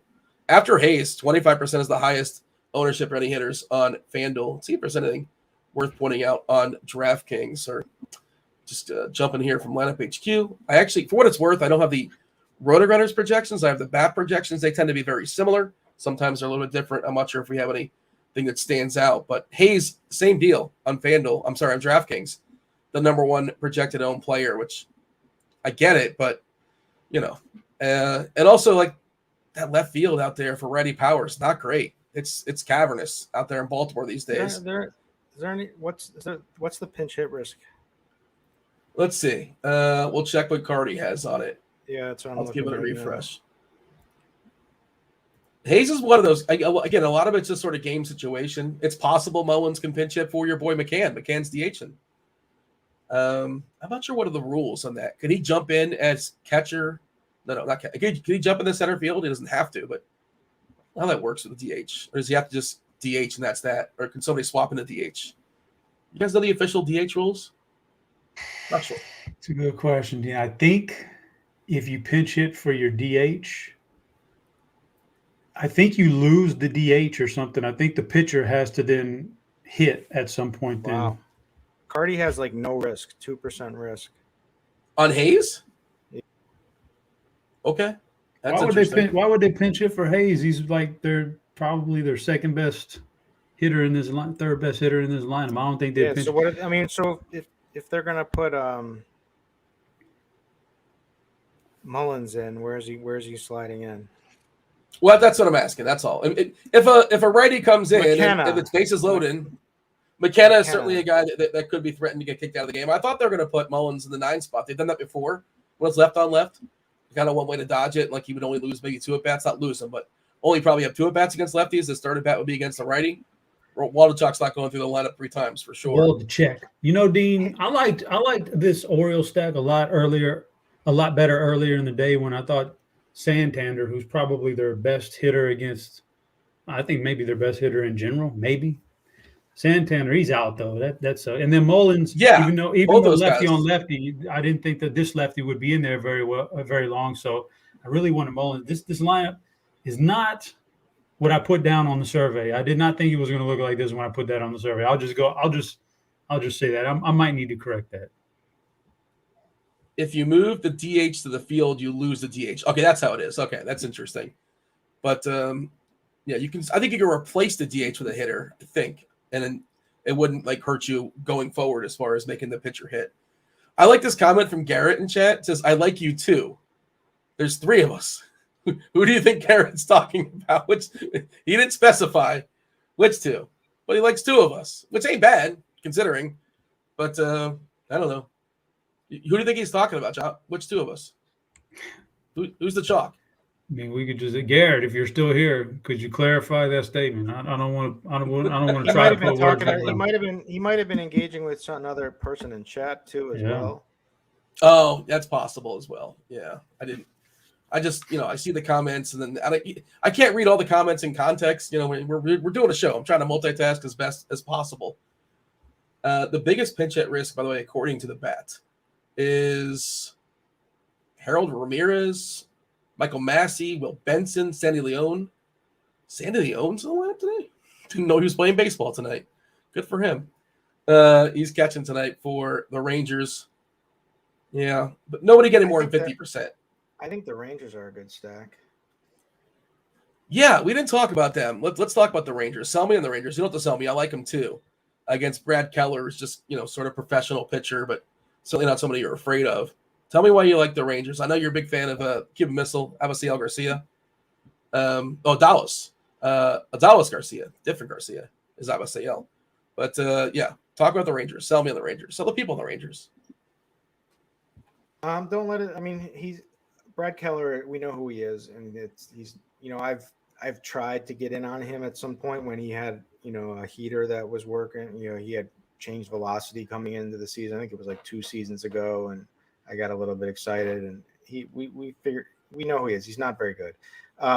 He got by so far, but he still has a north of 5. He's got the 4th highest Sierra on the slate. So there's the highest Sierra on the slate is Erod, then it's Waldachuk, then it's Mean Dean Kramer, then it's Brad Keller. So he's in that fearsome foursome of pitchers we want to attack, and he's like kind of the last one. So maybe and Texas is very playable. You can play them with the stud pitching, and they've been putting up a lot of runs right now. So yeah, I like that. I like for a cheap home run call. I think Bamboo Brad might get a hold of one here today. Yes. He's always a pinch at risk, isn't he? He feels like one. Brad Miller, that is. I don't know what his number is, but historically he's a guy that he's batting 7th. He's 2.4K. So there's pieces. I'll tell you. I don't know if I'm going off. Yeah. So anyway, attack Brad Keller is all I'm saying. And what's the temperature out there in Arlington, Chop? How far are you from Arlington? Because they're saying the roof is open in chat. I was just going to check. Seems strange. The roof's open a lot these days, but I guess it's not scalding, right? Nah, it's fair. Probably in the high 80s. I haven't been outside today, but dude, if it's in the high 80s, I'm going to the ballpark. You better close that roof and give me some 72. Spend some money. Buy some AC. Wait a minute. High 80s? Wait a minute. You're telling me that you get hot very easily, Dean? I don't want to sit in the high 80s. Dean, you showed up to a Jacksonville game in a full tracksuit, long sleeve hoodie, Dean. I modeled that look after the guy that knocked on Kirkwood's door back in 7th grade. No, I gave producer Steve the guy at the Encore. Did he look like the guy who I was sports betting with over at the Encore, who had the North Carolina tracksuit on, the blue? By the way, 81 degrees looks like in Arlington. That's what we're seeing at 8 p.m. So yeah, I guess it's a nice night for Texas. I suppose it's not in the summer. Of course, the roof will be closed, but at this point, I guess they're taking advantage. They bought it. They paid for a retractable roof. They might as well, use it on occasion. Hit that button for funsies if no other reason. Chop, who's the offense? Oh, go ahead, Kirkwood. No. I was just going to say if we weren't talking, first of all, I have a question. Were we supposed to be prepared for NBA for this show? No. But if you have any NBA thoughts, by all means, fire them away. I wasted time. I'm glad. You thought this was an NBA show? I thought we were going to have to do both, a little bit of both. I thought we were going to have to do so. I'm fine. I like that New Orleans. The New Orleans OKC game is much more appealing than the Chicago-Toronto game. Chicago, Toronto, New Orleans. 3 of the 4 teams playing tonight are top 5 defensively in the last 15 games. The one that's not is OKC. OKC is still fine, 11th, but the other ones are 2nd, 3rd, and 5th. Chicago this season has given up the 2nd most 3-pointers to opponents. Wait, why are we OKC, the Thunder? these are just things I wrote up earlier today, and I still have it in my brain, so I'm just throwing it out there if anybody actually cares or anybody thinks it's interesting. OKC Thunder is giving up the most total rebounds to opponents this season, so it's a good rebounding matchup. I think Brandon Ingram, is getting like 15-20% ownership last I checked in SGA. Both those guys are not heavily owned just because we live in the world with salary cap. They're going to be, they're projected to be the two highest scoring players in the slate. And if they both put up 60-65, which that game looks much, much better from a fantasy perspective, that's one of the routes that I'm considering going. But there you go. I don't know if they're talking NBA later. Keith's going to be on. They talked about it last night. Of course, this is the second half of the play-in games, but did some research, did some content, and that stuff was on my brain. It was still there. Basketball, Dean, did you have time to watch any March Madness?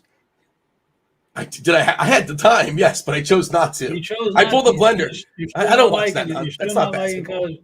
Dean, I'm not. I had a friend. He hit me up I in knew chat. I already knew this was coming because when you said you were going to be controversial, All I knew. right, I'm not, prepared. I don't want to bring it up. Then I don't even want to bring it up. I wasn't. I mean, that is the one thing I prepared for that you were going to come in with.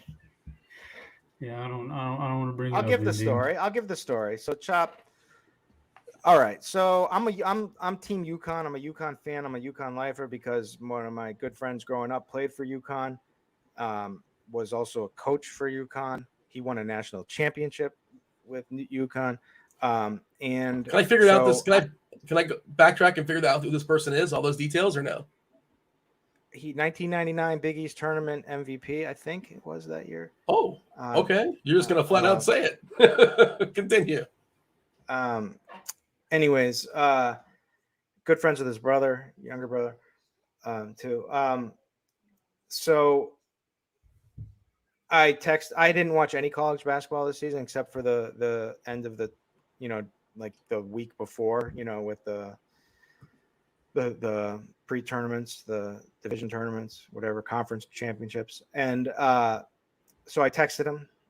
I said, can UConn make a run? Because I was looking at some Ken Palm rankings that they were like really high up in the Ken Palm and they were lower. And I said, can the Huskies make a run? And he wrote back, no, the guards suck.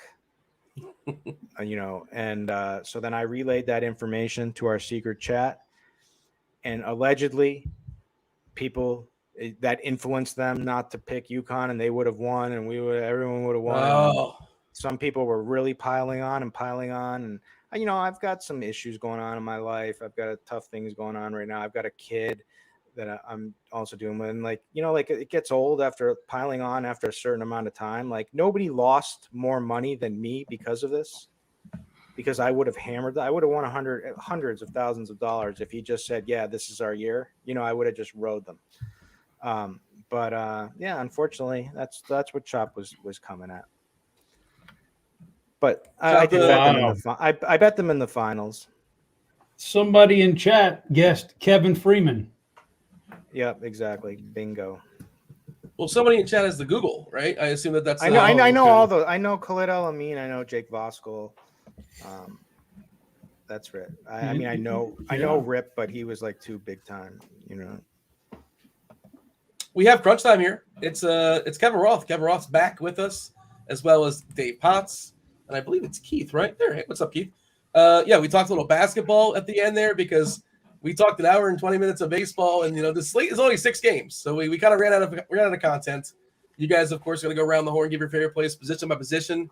Roth, has anything changed in the last 3 hours in your life? Anything life changing that's worth noting, or we're all good? Status quo. Cheese changed his T-shirt. You were so interested in the blue shirt. I thought I'll let you know we have all different colors.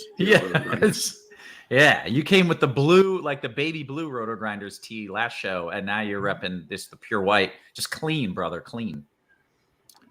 Roth, if you want some shirts, I know a guy. Like, they can hook you up. I mean, that's what Cheese was telling me, is that I'm missing out on the boat. I do have like maybe 7 of them, so I think I'm probably in pretty good shape, to be fair. But the baby blue was nice. Fair enough. It would have matched Chop's hat. It would have been pretty good. We should work that out next time. Mm-hmm. Next time we'll do. Chop and Kirkwood, y'all got anything for crunch time? Hey, Kirk, real quick. Hey, man, how's the piano coming? The baby, it's been, I can't. So we had to get rid of it. We had to sell it because it was I couldn't The do baby it. or the piano? I was getting no, not that sell the piano because I just couldn't do it with a baby. There's too many sleep schedules. I can't make a lot of noise. So That's a shame. unfortunately, yeah, I know we were supposed to do a duet last season. Yeah, there's going to be a whole thing. Yeah, and I was thinking maybe even like a concert at the Super Bowl party next year. Maybe we can do a little something. Yeah, you'll just have to borrow one to practice. Borrow a little baby grand. Maybe a keyboard. If you need somebody like shake a maraca or hit a triangle, I'm your guy. I don't know if I don't want to use my way into this. Yeah, you're in consideration for sure. Cowbell, more cowbell. I can hit more cowbell for sure. Chop, are you musically inclined? I feel like you're not. I'm not at all. What is that? I'm not at all. Well, Dean, I give Dean credit. He can see it. He can sense it. I'm not a big music guy. Dean's being very shy over here. He is a master of the dong bong. I've hit a lot of homers in Baltimore in my day for sure. That's our cue to see ourselves out, I think. Anything else, boys? Kirk, real quick. Your kid is really cute, man. That is a cute baby.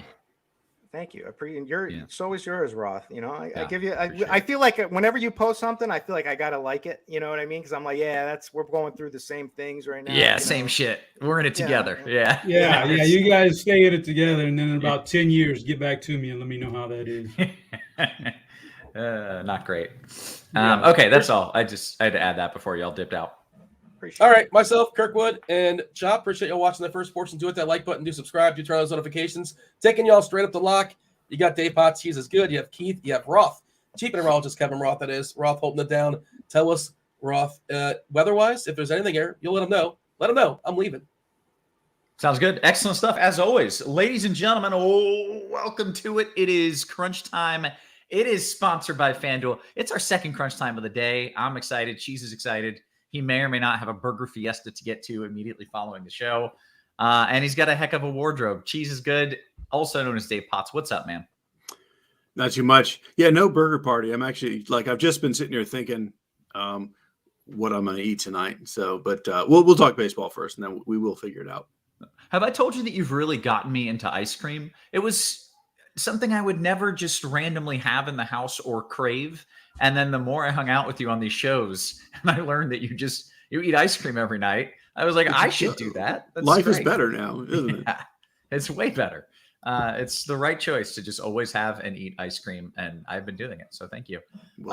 We got Ice as well. Speaking of Ice, we got Ice, Keith Eyster, aka the Iceman, on the show. Ice, what's happening, brother? Not too much. Took the morning off, so this is my first baseball slate of the day. So I'm nice and fresh for this one. I'm not sure how everyone did on the first slate, but I was happy to take some time off. Those early ones are tough for us guys on the West Coast. Yeah, when we were on the show, I thought like if Ice was here, it'd be like 5 in the morning his time. Yeah. Yeah. So I'm glad that you were still sleeping through that, and welcome to it. We were supposed to have 40 home runs in Chicago, and there was not 40 home runs in Chicago, and that was disappointing. Yeah, they got them. They hit too many last night. And then you double the win. They're like, it's not fair. We'll just right. They're just gonna bunt or something. All right. Hey, let's talk about this slate. Let's kind of dive into it. As Dean mentioned, if there were any weather concerns, now would be the time that I would talk about them. However, my friends, there are no weather concerns. The weather is lovely. So do whatever you want. No rain issues whatsoever. I should also note the show is sponsored by FanDuel. Sign up for the FanDuel Sportsbook. If you're in a legal sports betting state, take advantage of their tremendous bonus offer. New customers get a bet 5, get 150 in bonus bets. Terms and conditions do apply, but make sure you're checking that out on our sponsor, FanDuel. Cheese, let's kind of talk about this slate a little bit. Let's do it.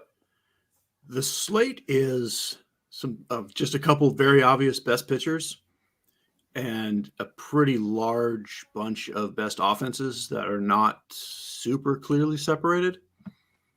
We're going to have just wildly concentrated chalk on the pitching side.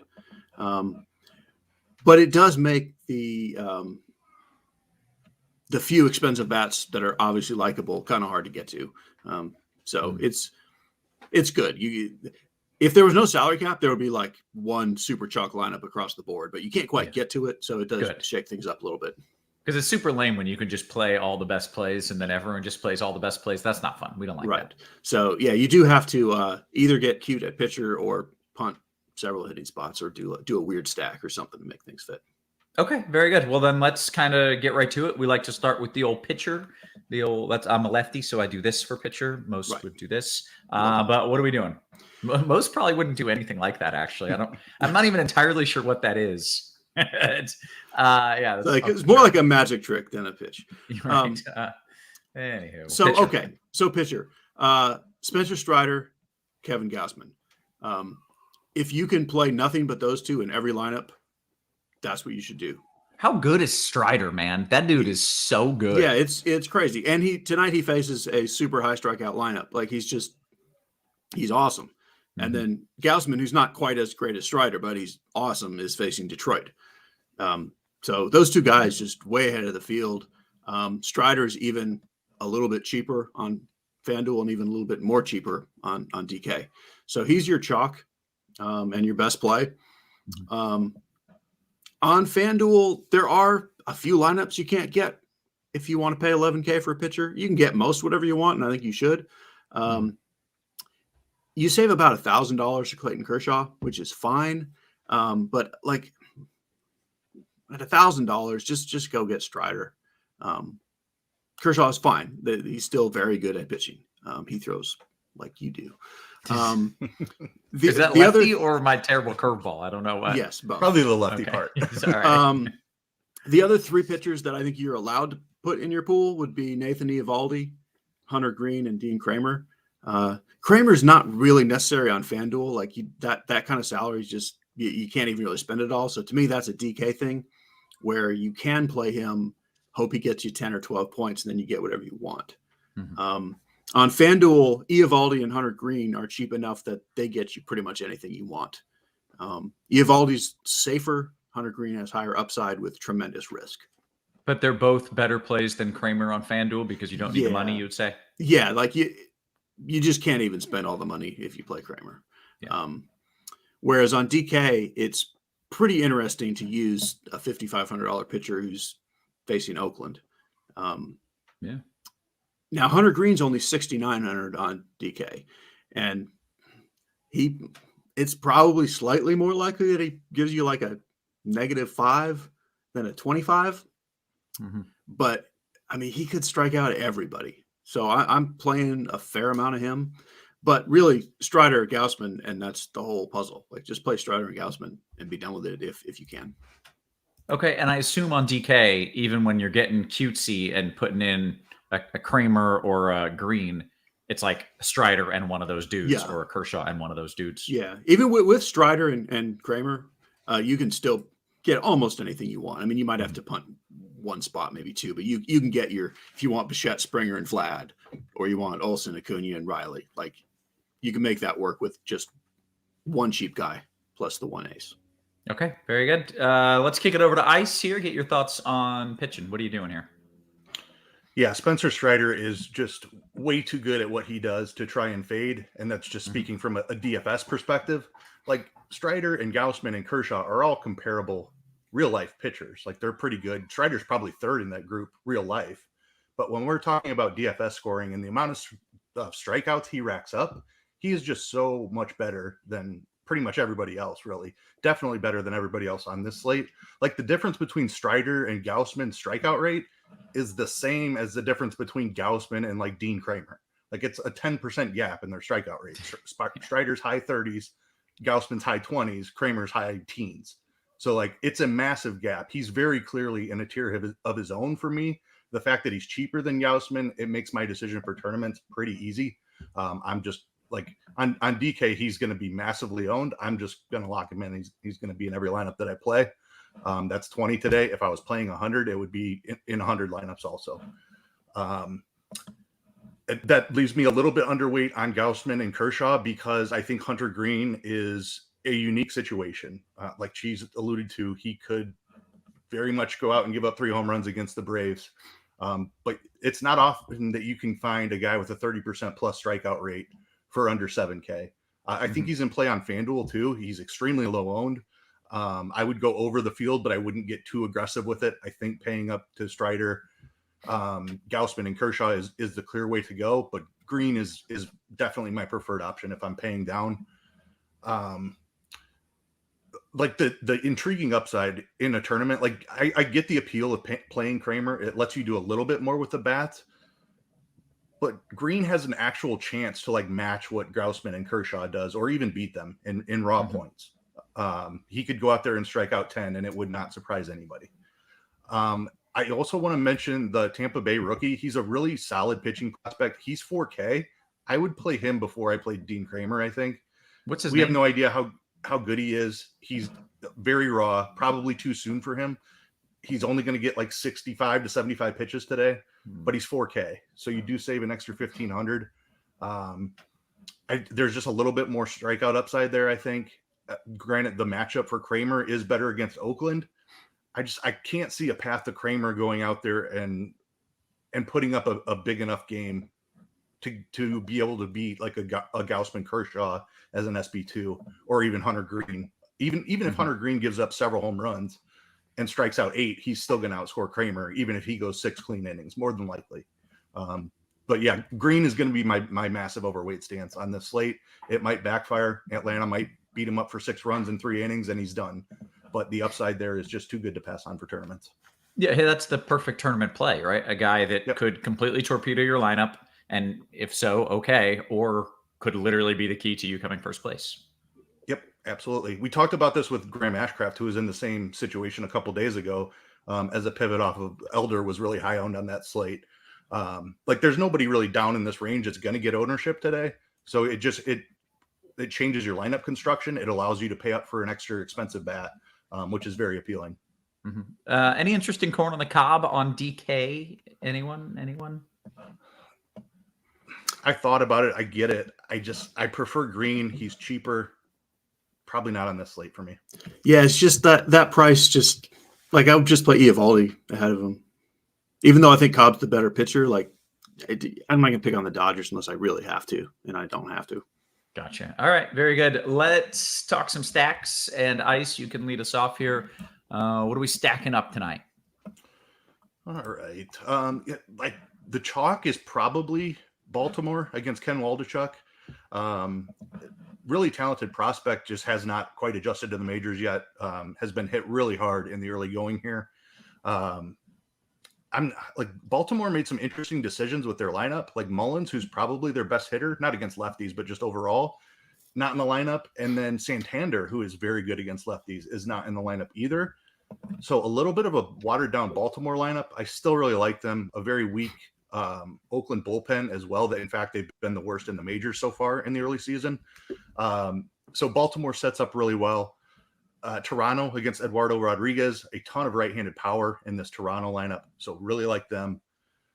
The Braves are gonna there's massive upside from the Braves today. Hunter Green can certainly give up home runs, a lot of hard contact when he's not striking guys out. So I'm playing some Brave stacks too, even though I'm going way over the field on Hunter Green.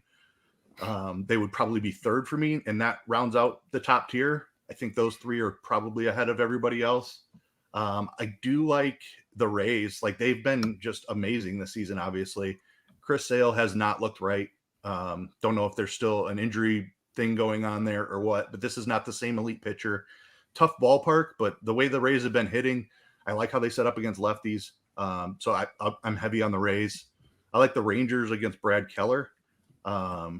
Low strikeout pitcher. No Corey Seager. He got put on the IL, so that's a bummer for the Rangers lineup. But still like some options Moment of there. silence. Yes.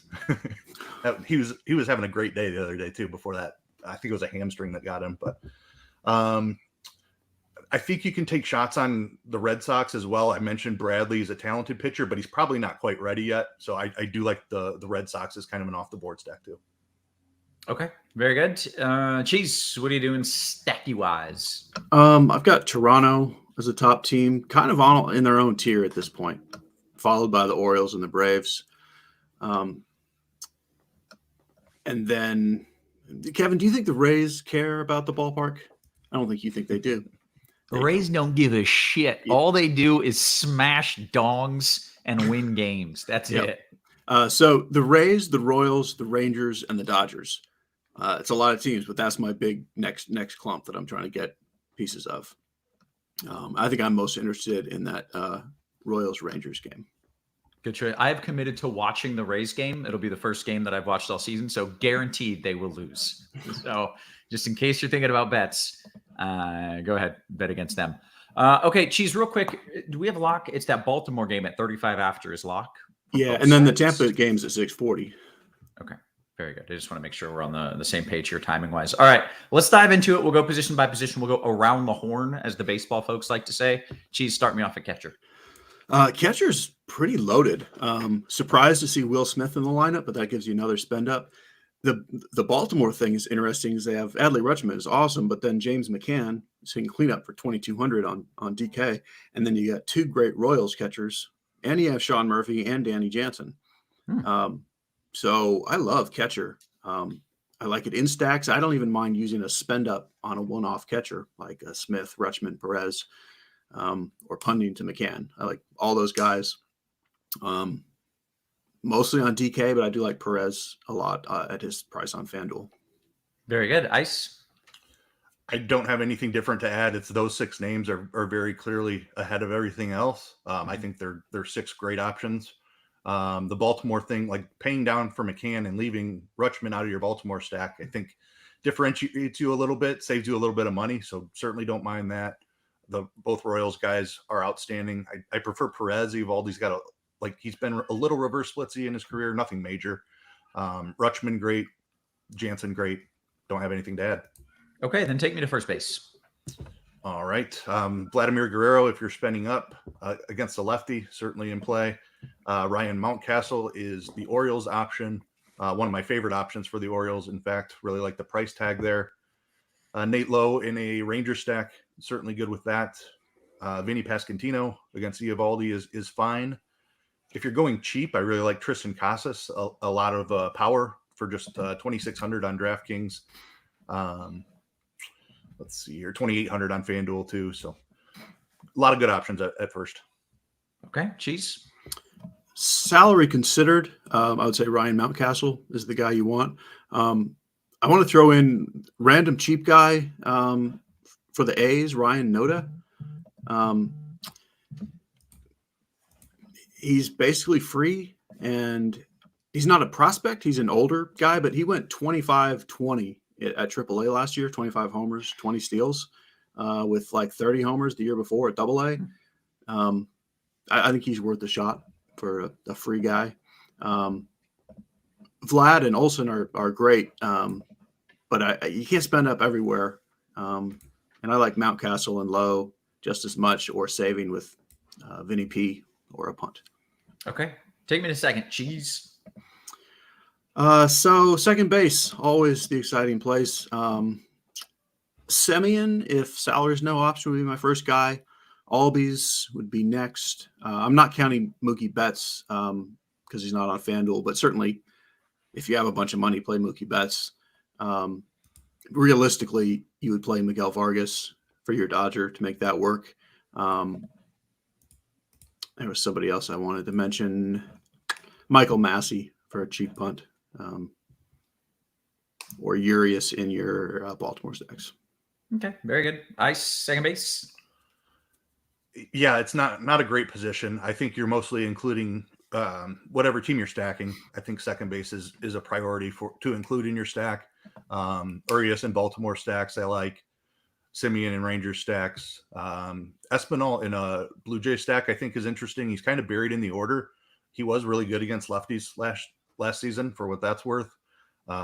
He also has shortstop eligibility, so I do like Espinal also.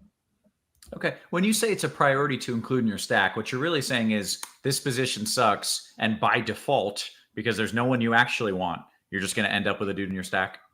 Yeah, because if that team that you're stacking is having success, whoever's playing second base for them is naturally going to get carried along with them. Yeah. All right. So that's correlation. Like that's the reason that we correlate. Yeah. All right. Take me to third. Okay. Third, we have, let's see, Bobby Witt Jr. is one of my favorites. Way too cheap on FanDuel. Not sure what they're doing with his pricing. He's probably a 4K player. He's down at 2,900. Massive power, massive speed upside there. Love Chapman for Toronto against the lefty. I like Max Muncy as a one-off. I'm not stacking Dodgers a ton, but certainly love playing the Dodgers power bats. Austin Riley and Rafael Devers, you can always play. My favorite option might be Isaac Paredes against Chris Sale. Tampa guy Paredes has showed a big time power against lefties. He's got pop. Yeah. Yep. So he might be my favorite cheapie. Very good. Cheese, third base. The salaries are quite different between the sites. Like FanDuel has priced Matt Chapman up for his good start to the season where DK really hasn't. So I like Chapman a ton on DK, not so much on FanDuel. Probably will play Witt at shortstop, but yeah, like he said, he's so cheap on FanDuel. It's silly. Max Muncy is too cheap on FanDuel. Devers is expensive everywhere, but I do like him. And that's kind of that. Okay. Shortstop. Bobby Witt, Bo Bichette, Wander Franco.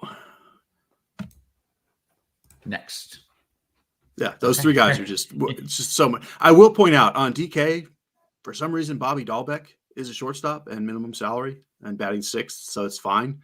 But those top three guys are worth spending for. Okay. Nice. Jorge Mateo, the only other name I'll throw in there. Orioles guy, big time speed guy, has a little bit of power too. So guys like that, just more in play with stolen bases being up. Yeah, I mean, I don't have much else to add. Okay, then take me to the outfield. All right, Springer is my favorite play in the outfield here against the lefty leading off for the Jays. Great spot for him. Looking at cheap guys, Baltimore guys are great options. Austin Hayes being my favorite leading off there. Arozarena for the Rays, another guy middle of the order against the lefty and Sale. Certainly can spend up on Acuna or Betts. Great options there. Green gives up power to both sides of the plate, so certainly could find a home run and a stolen base from Acuna tonight. Let's see here. Adolis Garcia in a Rangers stack is good. Verdugo is off to a decent start this season for Boston. I like him. So Blue Jays stacks, Cheese mentioned him as one of his favorite stacks or one of my favorite stacks. Dalton Varsho is a guy, lefty. Rodriguez had some really weird splits last year. I don't know that that's going to continue, but I'm not afraid to play Varsho lefty. Toronto is powerful enough to get Rodriguez out of there in a fairly timely manner. Should have 4 innings at least against a bullpen, I would think. So don't be afraid to play Toronto lefties. Okay, very good. Cheese, your thoughts in the outfield? I'm also with George Springer as my favorite outfielder. Acuna and Betts are great if you have money. Adolis Garcia. Springer and Garcia are the two guys I have the most because they're just enough cheaper than Acuna and Betts to make that work. I think Austin Hayes is going to be chalk. And I think it should be fine. Most likely it's McKenna that comes out of the game for Mullins when Waldachuk leaves, but it could be Hayes. Like I'm not totally sure that he's safe. But he's still fine to play anyway. Arozarena at 6,100 on DK is kind of funny. I mean, he's great and that's wonderful. But that's a Mike Trout price. But it's kind of funny. Yeah. Yeah. There's plenty of cheap stuff like dart throw power under 2K on DraftKings. You don't need that as much on FanDuel, although you might need one like Ozuna or Rosario or someone like Isbell or Grossman. There's plenty of cheap maybes down there because you can't spend up everywhere if you're getting the pitchers. So most of my lineups have at least one cheap outfielder. Some of them have 2. Okay. Very good. Let's get some home run picks here. We're going to take questions. We're going to open it up. Make sure, by the way, if you're watching this, hit us with that thumbs up. Hit us with that like button. We would greatly appreciate it. Let's get some home run picks. And Ice, I'm going to start with you. Just give me a name, any name. All right, I'll start off pretty chalky. Ryan Mountcastle is one of my favorites tonight. Okay, give me a sneaky one. I'm going to come back to you in a second, so think of a sneakier one. Cheese, Okay. You're up. I was going to go Ryan Mountcastle. For my non-sneaky one, I will go with George Springer. Okay. Sneakier home run pick for me, Ice? Let's go Harold Ramirez, outfielder for the Rays. Okay, very nice. Cheese. Sneaky. That would be Ryan Noda. Okay. Was it Ryan Mountcastle and Ryan Noda? All the Ryans homering in Baltimore. Okay, very good. Yeah, so Ryan McKenna as well. Yeah. Yes. All right, guys, we have about 6-7 minutes until we hit a little lock. Let's take some questions. As always, I'm starting on the RG Discord. You should be hanging out there if you're not. FanDuel GPP Cheese. I currently have a Toronto stack, which includes Jensen, Bowe, Chapman, and Merrifield. I have one spend-up option in the outfield. Who do you like best? Betts, Garcia, or should I rework my Toronto stack around Springer and get rid of Merrifield? That was an involved question. Yeah, I want Springer in there and get rid of Merrifield. Like Keith and I both called Springer the top outfielder. That's the guy. Bichette and Springer are the two I most want in that stack. So I would rework it to a different cheap second baseman. Okay, I'll go to Nathan. He says, who is the best $3,100 outfielder on DK Ice? I've got a Tampa stack and a Blue Jay stack already. So I don't know if he's allowed to play Tampa or, I don't know if they're maxed out. Okay. 3,100 DK. Ugh. I think I'd go down and save money. I'd go down to the 2K range and spend up somewhere else. If I had to pick a favorite, it's probably Franmil Reyes at 2,700. That's saving you $400 you can use somewhere else. Eddie Rosario for the Braves is fine. Kyle Isbell for the Royals is good. Kerry Carpenter at 3K. They're all fine. I think Franmil's my favorite though. Okay. And there's nothing wrong with just saving $400 and just eating $400. That's totally fine. All right, let's see what else we got here. Cheese, Espinal and Harold Ramirez, or Miguel Vargas and Witt? I need to know if that's Whit Merrifield or Bobby Witt. If it's Bobby Witt, then it's Vargas Witt. If it's Whit Merrifield, which it probably is from how the question is worded, then I'd go Espinal, Harold Ramirez. Okay. Well answered both ways. Good job. FanDuel GPP, Ice, Acuna, and Paredes, or Springer and Urias?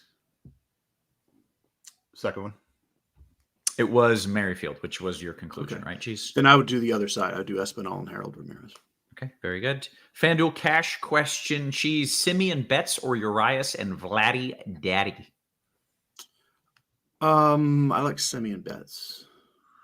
Okay. Let's go. FanDuel Cash 2v2, Vlad and Rooker. And Ice, I'm going to give this to you, even though it's cash. You just be in a cash mindset.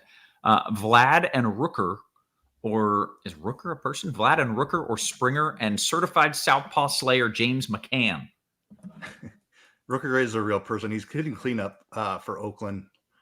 I'd still go the second one. Is that almost ironic? Chess player. That's my effect. Nice, Cheese. Is cleanup for Oakland ironic because the team sucks so bad that no one gets on base and it doesn't necessarily make you a great hitter? Right? Yeah, it's not very important. Let's see. Cheese, DK Cash. This is a 3v3. McCann, Springer, Reyes, or Perez, Margot, Tavares? McCann, Springer, Reyes. Okay, very nice. Just a little bit of love for the Franimal in the chat. Okay, here we go. Merrifield or Urias on FanDuel to complete the stack? Ice, Merrifield or Urias to complete the stack? I prefer Urias. Very good. Very good. Let's see. Scrolling up just a wee bit here. FanDuel, Cheese, Rutschman or Vinny P? I love both. Those are like two of my favorite random dudes. And they're both good. I would take Rutschman first. Okay. Who you got a third tonight? Ice, who you got a third? Just my favorite play overall, I guess. I mean, you're running a lot of lineups, so you have a lot of third basemen, I assume. Yeah. To go off the board a little bit, I'll say Max Muncy. Okay, nice. Is Baltimore clear chalk tonight? I don't think we talked about that. Cheese, is Baltimore the clear chalk? No, I don't think we really have clear chalk. Like Keith mentioned, like their lineup is just weird enough that even if they were chalk, it's not clear how they would be chalk. I think Mountcastle is chalk, Yeah.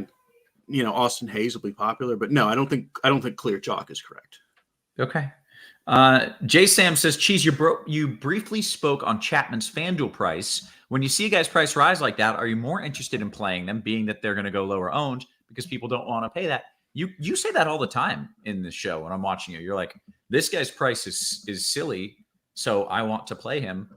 You don't even mention ownership, but that's what you imply. Yeah, that's exactly right. Anytime you get a great player that less people are going to play, whatever the reason is, if you can make it work, I prefer it. Yeah. All right. Less than 2 minutes until lock. Let's see. You got another question coming in here. Ice. This is a DK cash question. It is a 3v3. Dahlbeck, Bobby Witt, and Laureano, or Josh Smith, Bo Bichette, and Whit Merrifield. Second one. All right. Very nice. DraftKings single entry. Geez, how integral is low, or maybe it's low, I never know, for my 5-man Ranger stack? That one's low. I do have a Ranger stack without him just because of the way the salaries work, but I mean, he's realistically the third guy you want. Like, I would go with Dallas, Semien, Lowe. But it's not like there's no way to do it without him. Whether that means you're playing Brad Miller for the money or something else.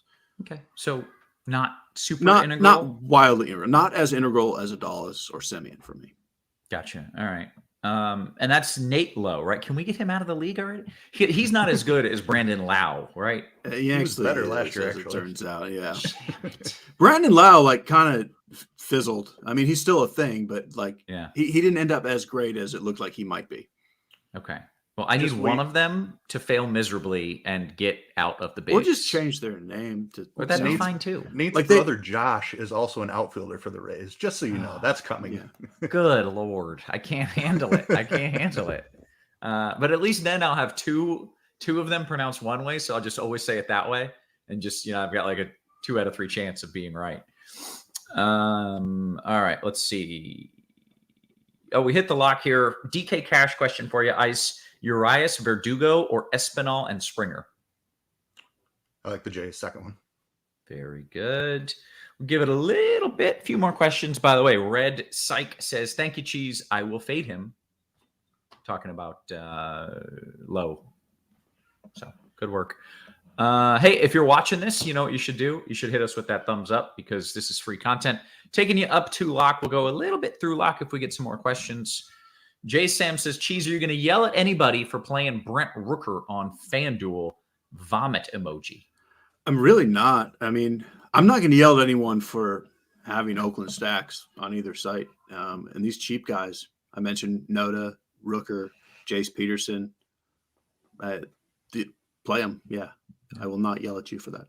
You're also really not the type to yell. Like Cardi. But I really want to, Yeah. But it's wish that I really... was.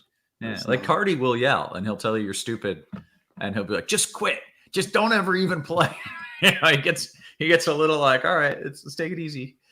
All right, let's see. One more question and then we'll bounce here. Achilles says, "FanDuel, Ice, I'm going to give this to you.